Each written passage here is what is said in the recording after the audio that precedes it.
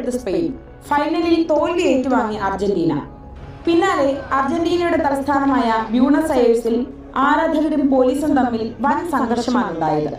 ഇതിന്റെ ദൃശ്യങ്ങൾ ഇപ്പോൾ സാമൂഹ്യ മാധ്യമങ്ങളിൽ വൈറലാണ്. ഫൈനൽ മത്സരം കാണാനായി നഗരത്തിലെ പ്രശസ്തമായ ഒബലിസ്ക് സ്മാരകത്തിന് ചുറ്റും തടിച്ചുകൂടിയ ആയിരക്കണക്കിന് ആരാധകരിൽ ഒരു വിഭാഗമാണ് പോലീസിന് നേരെ കല്ലും കുപ്പികളും എറിയുകയും അക്രമം അഴിച്ചുവിടുകയും ചെയ്തത്. ലയണൽ മെസ്സിയും സംഘവും ലോകകപ്പ് കിരീടം നിലനിർത്തുമെന്ന പ്രതീക്ഷയിൽ വലിയ ആവേശത്തോടെയാണ് ആരാധകർ കളി കാണാനായി എത്തിയത്. മത്സരം അവസാനിക്കാറായതുവരെ തികച്ചും സമാധാനപരമായിരുന്നു അന്തരീക്ഷം. എന്നാൽ ഫൈനലിൽ സ്പെയിൻ 1-0 വിജയിച്ചതോടെ ആരാധകർ നിരാശയിലായി. രാത്രി 11:45 ഒരു കൂട്ടം ആളുകൾ സ്മാരകത്തിന് ചുറ്റും സ്ഥാപിച്ചിരുന്ന സുരക്ഷാ വേലികൾ തകർക്കാൻ ശ്രമിച്ചു.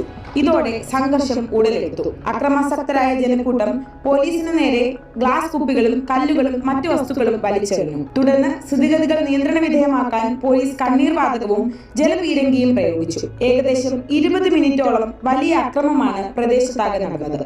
സംഘർഷവുമായി ബന്ധപ്പെട്ട് 15ഓളം പേരെ പോലീസ് കസ്റ്റഡിയിലെടുത്തിട്ടുണ്ട്.